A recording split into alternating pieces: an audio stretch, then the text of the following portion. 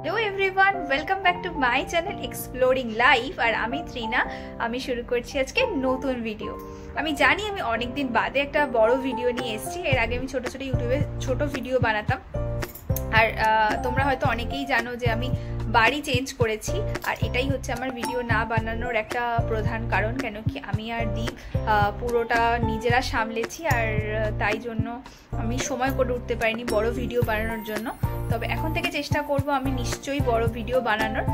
আর তোমরা আমাকে জানিও, আমি আবারও বলছি কীরকম ভিডিও তোমাদের পছন্দ, তোমরা বাইরের দেশ সম্পর্কে কি জানতে চাও, আমি সেই অনুযায়ী ভিডিও বানাবো। তো আজকে যে ভিডিওটা বানাচ্ছি সেটা হচ্ছে আমি যে বাড়ি চেঞ্জ করেছি সেই বাড়িটা কেমন কোথায় সেটাই তোমাদেরকে বলবো, আর কীভাবে পেলাম সেই গল্পটাও তোমাদেরকে জানাবো। তো চলো আমার সাথে দেখো আমার নতুন বাড়িটা কেমন। আমাদের এই অ্যাপার্টমেন্টটির নাম হচ্ছে হোলিও ফ্ল্যাট। এটি একটি 8 তলা অ্যাপার্টমেন্ট। আমরা যখন ইটালিতে ছিলাম তখনই এই ফ্ল্যাটটা দেখতে আসার জন্য আমাদের কাছে মেল আসে।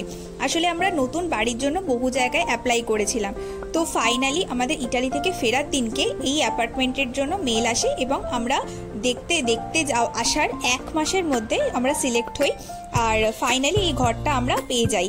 এখানে তোমরা জানো, মানে তোমাদের সাথে আমি আগেও শেয়ার করেছি যে এখানে ঘর পাওয়া কতটা শক্ত, মানে অনেক কিছু করার পরেই ঘর পেতে হয়।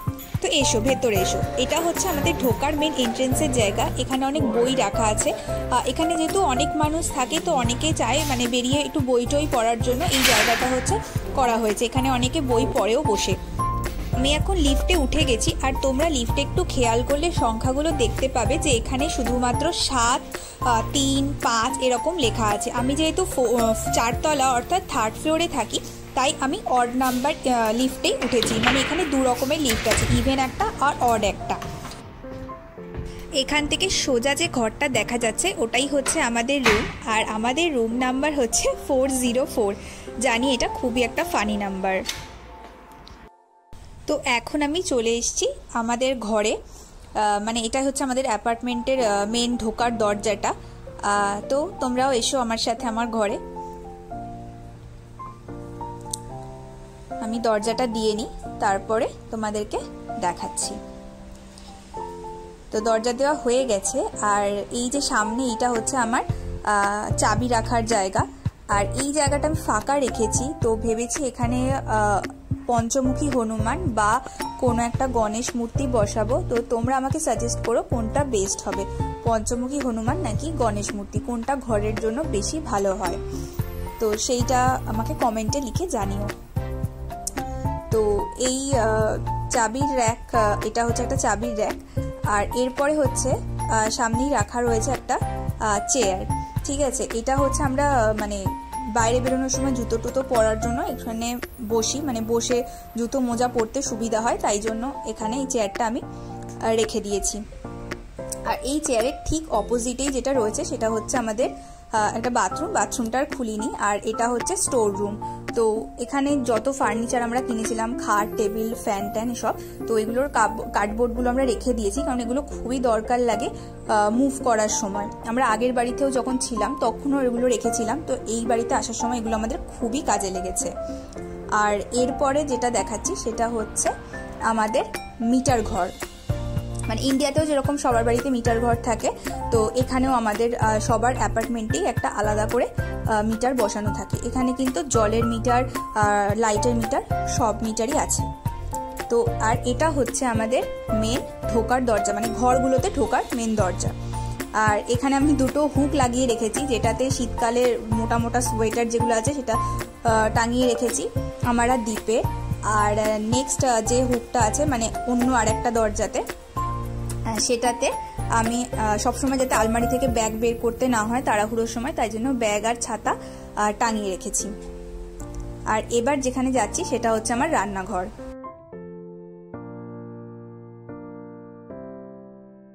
তোমরা দেখতেই পাচ্ছ যে রান্নাঘরটা একটু ছড়ানো ছেটানো আছে, কিন্তু এই বাড়িটার একটা জিনিস আমার খুবই ভালো লেগেছিল, সেটা হচ্ছে বড় রান্নাঘর। এই রান্নাঘরটা অনেকটা স্পেসিয়াস আর বেশ সুন্দর, আর সব কিছু সাদা বলে দেখতেও অনেকটা সুন্দর লাগে রান্নাঘরটা। তো রান্নাঘর থেকে বেরিয়ে তো আর পাশেও রয়েছে আর একটা স্টোর রুম, যেখানে মানে আমি আরও জিনিসপত্র রাখি। আর এইটা হচ্ছে একজন মানে একটা দিদা আমাদেরকে দিয়েছিল, আর এটা ওনারই হাতে তৈরি করা জিনিস। তো এটা খুবই সুন্দর বলে আমি এখানে টাঙিয়ে রেখেছি, এটা আমার খুবই পছন্দের। তো এরপরে হচ্ছে এখানেও একটা স্টোররুম, আমি এখানে সমস্ত আমাদের যে কার্পেটগুলো ঘরে পাতার সময় বেঁচে গেছিলো সেটা, তারপরে টিস্যু, ভ্যাকুম, এই সব কিছু রাখি। তো এটা একটা আলাদা স্টোররুম হিসাবে আবার ব্যবহার হয়। আর এরপর হচ্ছে আমি যাচ্ছি আমাদের আর একটা ঘরে। তো এটা হচ্ছে গেস্ট রুম। শুধু গেস্ট রুম বলবো না, এখানে আমার ঠাকুরও থাকে। এই যে এখানে তোমরা আগের বাড়িতেও দেখেছিলাম আমার ঠাকুরের জন্য একটা আলাদা জায়গা রেখেছিলাম, তো এটাও এখানেও আমি শুধু এখানে আমার ঠাকুরকেই রাখি। আর এখানে অতটা বেশি কেউ থাকে না, কে আর অত বেশি বাড়িতে আসে, কিন্তু এখানে আমার ঠাকুরের জন্যই আর কি এই ঘরটা রাখা। তো এখানে একটা সিঙ্গেল খাট আছে, আর এই আলমারিটা এখানে রাখা আছে, আর তার সাথে এখানে আমার ঠাকুর থাকে। আর এই সামনে যেটা দেখলে সেটা হচ্ছে একটা ব্যালকনি। ব্যালকনিটা বেডরুম দিয়ে যাওয়া যায়, আমি তোমাদেরকে দেখাচ্ছি। বেডরুমে যাওয়ার আগে তোমাদেরকে এই জিনিসটা দেখাই, মানে এটা হচ্ছে একটা ফোন, কিন্তু এটা দিয়ে ফোন করা যায় না। এটা হচ্ছে নিচে একদম মেন মানে অ্যাপার্টমেন্টের মেন গেটে যদি কেউ আসে আর কেউ যদি আমাদের রুমে আসতে চায় তাহলে তাকে নিচে থেকে বেল বাজাতে হবে, তাহলে এই ফোনটা বাজবে, আমি দরকারে তার সাথে কথা বলতে পারি। আর মানে যদি জানা থাকে যে কে আসছে তাহলে এখানে যে ব্লু রঙের ইয়েটা মানে চিহ্নটা রয়েছে, একটা চাবির চিহ্ন দেওয়া আছে, তো সেটাতে আমি ক্লিক করলে নিচের দরজাটা খুলে যাবে আর সে আমার ঘরে অনায়াসেই আসতে পারবে। এটা হচ্ছে এই ফোনটার একটা বিশেষত্ব, আর এটা সবার ঘরেই এখানে আছে। তো এখন যাচ্ছি আমি আমাদের বেডরুমে। আর এই যে বেডরুমে যে চেয়ারটা রাখা রয়েছে এটা হচ্ছে সমস্ত বাঙালি বাড়ির যে চেয়ার থাকে না, সব কিছু ওর উপরে জড়ো করে রাখার জন্য, সেটাই হচ্ছে এই চেয়ারটা। এটাকে আমরা জড়ো করে রাখার জন্য ব্যবহার করি। আর বেডরুমে বেশি কিছু রাখিনি, কারণ কি পরিষ্কার করতে খুবই প্রবলেম হয়, তার জন্যই একদম হালকা জিনিসপত্রে ভরিয়েছি বেডরুমটা। একটা খাট, বেডসাইড টেবিল, ফ্যান, আর হচ্ছে দীপের কাজ করার জন্য ওর কম্পিউটার টেবিল দুটো। আর হচ্ছে দুটো ফ্যান রেখেছি, কেন কি আমি জানতাম এখানে অত বেশি গরম পড়ে না, কিন্তু এখন দেখছি খুব ভালো গরম পড়ে। আর এই চেয়ারটা হচ্ছে খুবই আরামদায়ক, যেটাতে শুধু দীপ বসে কাজ করে বলে না, আমিও মাঝে মাঝে বসি, আর মানে একটু আরাম পাওয়ার জন্য বসি আর কি। এটা আমার খুবই ভালো লাগে এই চেয়ারটাতে বসতে। আর এখান থেকে আমাদের ওই যে ব্যালকনিটা দেখিয়েছিলাম, তো এটার দরজা হচ্ছে আমাদের বেডরুম দিয়ে। তো এসো এই ব্যালকনিটা দেখাচ্ছি তোমাদেরকে। তো এটা হচ্ছে ওই ব্যালকনিটা, রোদ উঠলে বাড়িটা দেখতে খুব সুন্দর লাগে। আর এখানে যেহেতু ওই আগের বাড়ির ওখানেও খুব সবুজ ছিল, আর এখানেও সবুজ আছে, মানে এখানে সবুজের একটা ব্যাপার আছে, তো তাই জন্য এটা দেখতে খুব সুন্দর লাগছে। আর আজকে যেহেতু রোদ উঠেছে তাই আরও ভালো লাগছে। আর এটা হচ্ছে আমাদের দুজনের বসার দুটো চেয়ার, আর মাঝখানের জায়গাটা যদি কিছু বসে খাই তার একটা টেবিল রাখা, ব্যাস এটাই। মানে বারান্দা এটুকুনি আছে আর কি। তো এসো ঘরে এসো। আর দরজাটা আমি বন্ধ করে দিচ্ছি, কেন কি তোমরা সবাই জানো এখানে প্রচণ্ড হাওয়া দেয়, আর আগের বাড়িতে আমাদের দরজা ভেঙে গেছিল, তাই।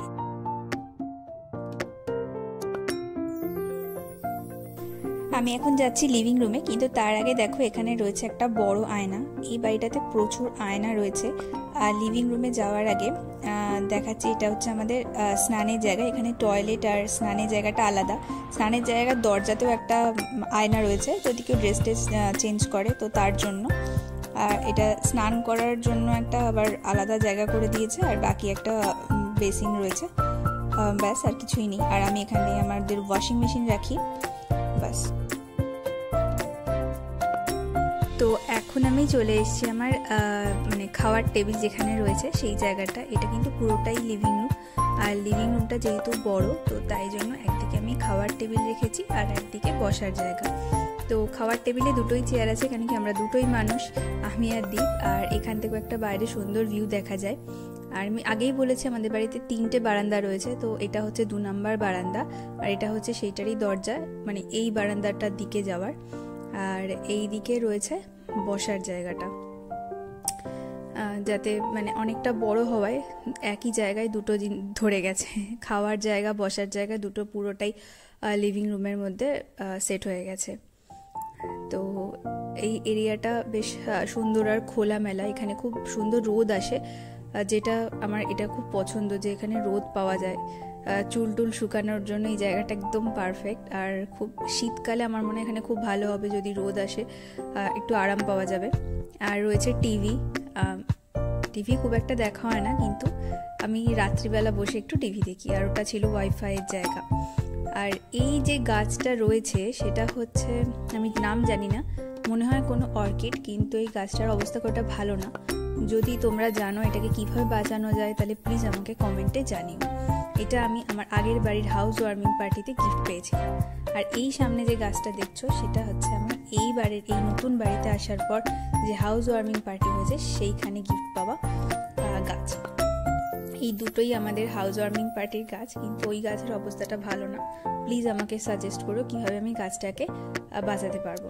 আর এই ফুলের বুকেটাও আমি আমার হাউস ওয়ার্মিং পার্টিতেই গিফট পেয়েছি। আমার কাছে ফুলদানি ছিল না, তাই ওয়াটার বোতলেই রেখে দিয়েছি। বুকেটা খুব সুন্দর। আর এই ছিল আমার পুরো ঘরের ভিডিও।